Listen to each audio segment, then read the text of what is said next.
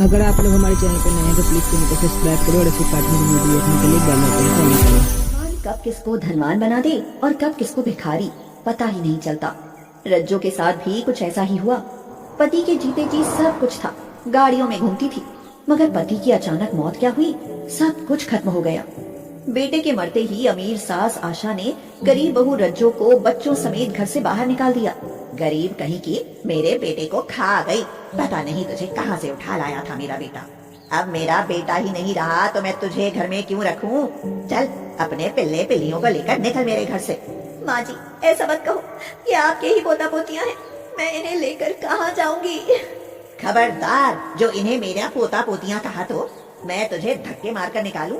इससे अच्छा है तू खुद ही इन्हें लेकर निकल जा। हाँ। पति के रहते जो रज्जो रानी की तरह रहती थी, उसके मरते ही बेचारी भिखारन बनकर रह गई। सास ने घर से निकाला तो अपने बच्चों नंदू, गूंजा और गुड्डी को लेकर शहर आ गई। खुद का और बच्चों का पेट पालने के लिए भीख मांगना शुरू कर दिया। सिर छिपाने के लिए छत नहीं थी, इसीलिए गंदे नाले के किनारे पड़े सीवर लाइन के एक पुराने पाइप को अपना घर बना लिया। सर्दी का मौसम तो अच्छे से बीत गया, मगर जैसे ही गर्मी आई और पारा आसमान पर चढ़ा, सीमेंट का पाइप भट्टी की तरह जलने लगा। बच्चों पर गर्मी कहर बरसाने लगी तो वे मासूम बिलक उठे। गुड्डी बोली, माँ माँ यहाँ तो बहुत गर्मी लग रही है, मुझसे गर्मी सहन नहीं हो रही माँ। माँ माँ पानी दो माँ, मुझे बहुत प्यास लगी है। बस थोड़ा सा सब्र करो मेरी बच्चियों, मैं तुम्हारे लिए अभी पानी लाई। गुंजा बेटी, जब तक मैं पानी लेकर आऊँ तुम नंदू का अच्छे से ख्याल रखना, नंदू को रोने मत देना बेटा। नहीं रोने दूंगी माँ, पर तुम पानी लेकर जल्दी आना। हाँ मैं जल्दी आ जाऊंगी। रज्जो नन्हे नंदू को गूंजा की गोद में बैठाकर पानी लेने के लिए निकल जाती है। तेज धूप में चक्कर खाकर गिरने को होती है, मगर किसी तरह खुद को संभाल लेती है और कहती है, ओह गर्मी तो कहर ढा रही है, पर गरीब को तो यह कहर सहना ही होता है। वहाँ पाइप में कौन सा एसी कूलर लगे हैं, यहाँ भी जलना है और वहाँ भी जलना है। यह कहते कहते रज्जो किसी तरह नल तक पहुँच जाती है, मगर जैसे ही वह नल को खोलती है उसकी तो सांस ही अटक जाती है। हाय राम, नल में तो पानी ही नहीं, अब ऐसी गर्मी में बच्चों के लिए पानी कहाँ से लाऊं? रज्जो निराश होकर पानी की तलाश में इधर उधर भटकने लगती है। उधर पाइप की जानलेवा गर्मी में उसके प्यासे बच्चे पानी के लिए बिलक बिलक कर रोने लगते हैं। दीदी मुझे पानी दो, मैं पानी पीऊंगी, मुझे बहुत प्यास लगी है। चुप हो जाओ, माँ पानी लेने गई तो है, आती ही होगी पानी लेकर।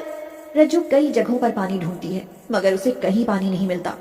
तभी वह एक दुकान पर पानी की बोतलें रखी देखती है और तुरंत उस तरफ दौड़ पड़ती है। रज्जो दुकान वाले से मिन्नत करती है, भाई मेरे बच्चे बहुत प्यासे हैं, एक बोतल पानी दे दो, बड़ी मेहरबानी होगी। 20 रुपए की बोतल है, पानी लेना है तो पैसे निकाल, वरना चल दफा हो चल। पर मुझ गरीब के पास तो पैसे हैं ही नहीं, गर्मी में पानी पिलाने से तो पुण्य मिलता है, दे दो ना भाई पानी, मेरे बच्चे दुआएं देंगे। चल भाई, मुझे तेरे बच्चों की दुआओं की जरूरत नहीं है, भिखारन कहीं की।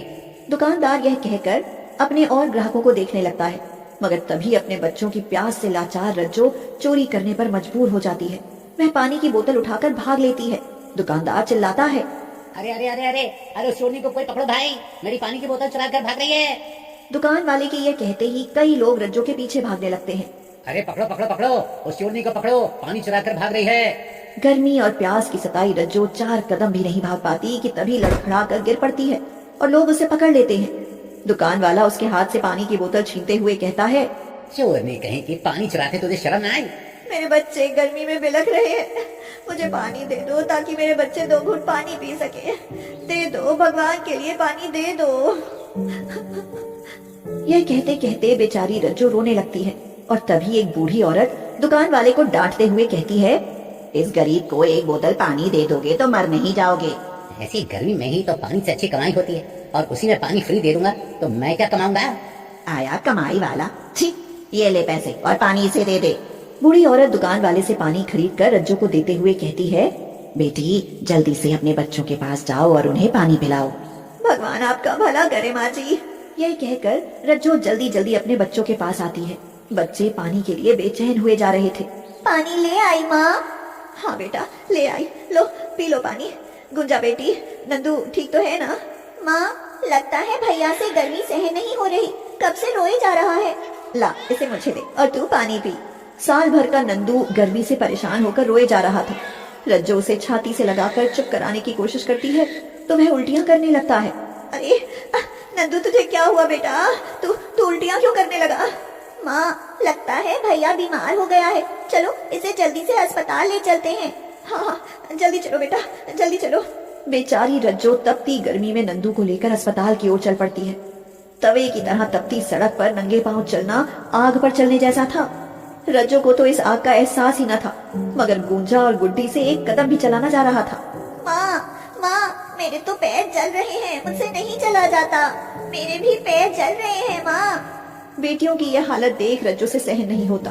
वह दोनों बेटियों को एक पेड़ के नीचे घास पर खड़े कर देती है और उन्हें समझाते हुए कहती है, जब तक मैं नंदू को डॉक्टर से दवा दिलाकर लाऊं, तुम दोनों यहीं खड़े रहना, ठीक है? ठीक है माँ। रज्जो गर्मी की परवाह न करते हुए नंदू को अस्पताल लेकर जाती है और कहती है, डॉक्टर जी देखो तो मेरा बच्चा उल्टियां कर रहा है, इसे कोई ऐसी दवाई दे दीजिए कि ये ठीक हो जाए। ये बड़े लोगों का अस्पताल है, बेकारी लोगों का नहीं। बच्चे को किसी खराबी अस्पताल में लेकर जाइए। गरीब के बच्चे पर दया कीजिए साहब, दे दीजिए दवा। अरे नर्स, इस भिखारिन को यहाँ किसने घुसने दिया? निकालो इसे। डॉक्टर की यह कहने पर नर्स रज्जो को अस्पताल से बाहर कर देती है और नंदू की तबीयत और खराब होती जाती है। वह रोते रोते अचानक शांत हो जाता है। रज्जो घबरा कर बोलती है, नंदू ओ बेटा नंदू, क्या हुआ तुझे? लगता है अपने बाप की तरह तू भी मुझे छोड़कर चला गया कमबख्त। यह कहकर रज्जो फूट फूट कर रोने लगती है और फिर मरे हुए बेटे को छाती से लगाकर अपनी बेटियों के पास आती है। भैया ठीक हो गया माँ? तेरा भैया तो मर गया बेटी, इस बेरहम गर्मी और लालची दुनिया ने छीन लिया उसे। यह कहकर रज्जो खूब आंसू बहाती है और फिर सारी हिम्मत बटोरकर बच्चे की मिट्टी को ठिकाने लगाने का इंतजाम करती है। वह अपनी बेटियों के साथ पास के जंगल में जाती है और एक जगह फावड़े से जमीन खोदने लगती है। जमीन खोदते वक्त फावड़ा एक हांडी से जा टकराता है और हांडी टूट जाती है। हांडी के टूटते ही धुएं का एक बड़ा गुबार उठता है और एक जिन्न बाहर आता है और कहता है,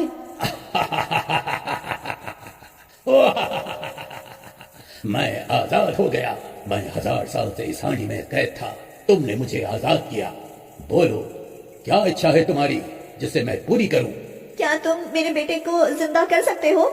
हाँ कर सकता हूँ। लो क्या? जिन्न के यह कहते ही नंदू जीवित हो जाता है और रज्जो की खुशी का ठिकाना नहीं रहता। इससे पहले कि वह कुछ बोलती, जिन्न ही बोल पड़ता है, जल्दी से कुछ और मांग लो, फिर मुझे अपने देश जाना है।